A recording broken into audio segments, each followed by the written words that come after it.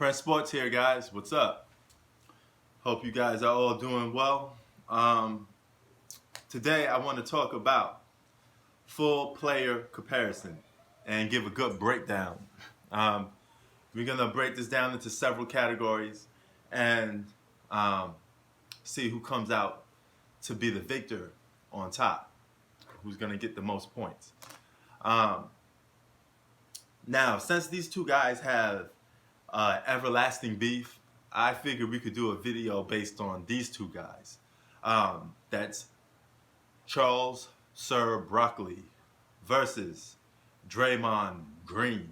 Okay, now these two always go back at each other. They're always saying comments to each other, disrespectful comments to each other, I might add. So we're gonna break this down into several categories. We're gonna do inside scoring, outside scoring, playmaking, athletic ability, defense, rim protection, rebounds, clutch, leadership, basketball IQ, scoring, that's in general, and impact, basically like impact, legacy, the who has a bigger impact on the game. And we're gonna do a new category I like to throw in, which is one-on-one. If these two matched up one-on-one, who will most likely come out on top or outplay each other. All right, so let's start off with inside scoring. Now, inside scoring, Charles Barkley is over 50% inside scoring, and keep in mind he averaged double digits for most of his career. Something Draymond Green has barely able to do. Keep in mind, Draymond Green averages for his career is 9 points a game while shooting 44% from the field. Now, for a guy that only averaged in single digits, you would think his field goal percentage should be at least higher than that,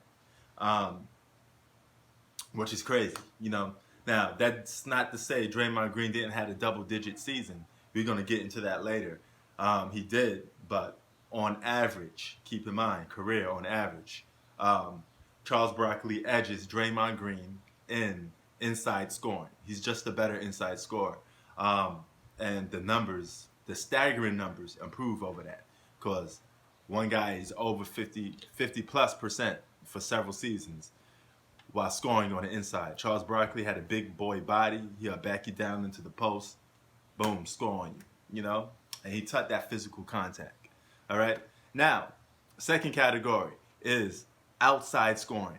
Now, that's usually consists of anything from the free throw line to the three-point line, okay? So that including mid-ranges, okay? Draymond Green is a better three-point shooter than Charles Barkley. I mean, I know you may say, hey, Draymond shoots up a lot of bricks, blah, blah, blah, but he's 31% from the three-point line. Charles Barkley was never a good three-point shooter. He's 26% for his career. Never a good three-point shooter, Charles Barkley was. Granted, it's in a different era, but it is what it is. He just still wasn't that dude when it comes to shooting threes. So with that being said, Draymond Green gets the slight edge over Charles Barkley in outside scoring. And his mid-range ability, you could give somewhat of an edge to Charles Barkley, or you could just even that out and just say they were even. But overall, I'm going to get into their scoring categories later into this video. All right. Playmaking, another point for Draymond Green. Draymond Green is a better playmaker than Charles Barkley, period. I mean, he sets his teammates up. He flows into a good system. Now, this is a perfect example because the simple fact that he doesn't score as much as Charles Barkley does, he's a better facilitator because he gets Steph a lot of open wide threes. He sets plays. So he's definitely like a floor general out there for the Golden State Warriors in that system. And since that's the only team that he got really shine in, that's the only thing you could judge him on, is the fact that he's a better playmaker. Now, he does average about 6 assists a game, more than Charles Barkley, which was at 3 assists a game. somewhere between that. Excuse me, Draymond Green is 5 to 6 assists a game. Charles Barkley is about 3 assists a game. Yeah. So playmaking, calling plays, being the coach out there a little bit, you got to give that point to Draymond Green. All right. Now, athletic ability. That's easy. Charles Barkley, he was 6'4". Draymond Green isn't that tall neither, but Charles Barkley was incredibly athletic for a guy his size. This guy was banging against bigs, jumping over bigs, running a full court with the basketball. I mean, he was super athletic, for a guy his size. He was always chubby, and moving fast like that was crazy, So I'm going to give the athletic ability to Charles Barkley. Now, rim protection. I'm going to give that to Draymond Green. Anything when it comes to defense or defense related, you're going to have to give that to Draymond Green. He's a defensive player of the year. Charles Barkley's never been defensive player of the year. And Charles Barkley's defense has always been suspect throughout his whole career. Though in his prime, out of his prime, it don't make a difference. The guy just can't defend that much and that good. He even quoted saying before that defense was boring for him. He appreciated scoring more. So with that being said, Draymond Green gets the point for rim protection, and he also gets the point for just flat out defense. So he gets both of those points. So we broke those categories into two. So Draymond Green gets rim protection and defense. So now we're gonna go to another category, rebounding. Now, this is no question. Charles Barkley gets a rebounding edge. In 1987, Charles Barkley averaged 14 rebounds a game. All right, Draymond Green has never done that.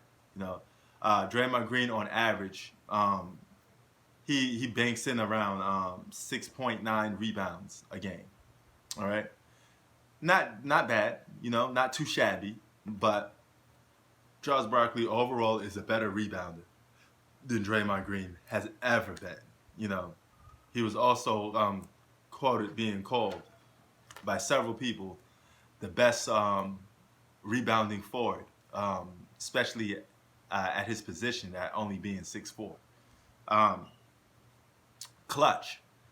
Both of these guys haven't been really great clutch basketball players, but you got to give the edge to Charles Barkley because unlike Draymond Green, Charles Barkley has has something Draymond Green never has. That's being the leader of his own team. Charles Barkley was always the number one option for most of his career. He's always been a franchise player. The term franchise player and Draymond Green has not been in the same sentence or the same world right now. So as a matter of fact, it's not been in the same planet. So, okay, this guy's a bona fide role player. I still puzzle how this guy got into the All-Star game only averaging, like 11 points a game, one season or two. I still don't get that, I get into that later. So clutchness, Charles Barkley. Leadership, Charles Barkley was a captain of his own team. Draymond Green has never been. So that those two categories wind up together, and Charles Barkley gets the edge in both of them. Okay. So now we go to basketball IQ. Draymond Green gets the point in basketball IQ. It just goes back to his floor-making decisions, play-making decisions, and his all-around play all around the court. Draymond Green is he has better IQ because he fits into a team system better. More common for a role player. Okay? A superstar sometimes don't always fit into a team system because they have this mentality that they're going to go out and get it on their own because they're a superstar. They could often put teams on their back sometimes. So Draymond Green gets the basketball IQ points. All right? Now scoring, Charles Barkley averages 22.1 points for his career. Okay? His highest season, one of his seasons, he averaged 28 points a game. That was a 97-98 season. And he was out of his prime then, but he was still dropping 28 points a game. So Charles Barkley is above, out of this world, head over shoulders, better than Draymond Green when it comes to flat out scoring. Draymond Green's best season when it comes to scoring was 14 points a game. That was in the 2015 season, 2015, 2016 season, somewhere between there. That was his best season. And he only averaged 14. Still not better than what Charles Barkley did on some of his worst seasons. All right. So now that leads us to the last two categories. Impact. Impact is definitely Charles Barkley. Okay. He's the superstar. He's going down in the top 50, or you could probably give him top. Some people got him in top 30. But he's definitely an all-time great. And the same can't be said for Draymond Green. So Charles Barkley's legacy as a superstar and a basketball player, as an individual dominant basketball player, comes above Draymond Green. All right? And then there's one-on-one. Who will win one-on-one if these two guys play against each other? Let's say they played even team for team and they had to guard each other. You got to give the edge to Charles Barkley because his scoring ability was above and beyond Draymond Green. So I'm giving the edge to Charles Barkley in that. So that gives Charles Barkley a whopping 8 out of 5 victory over Draymond Green in this full player comparison breakdown. Peace.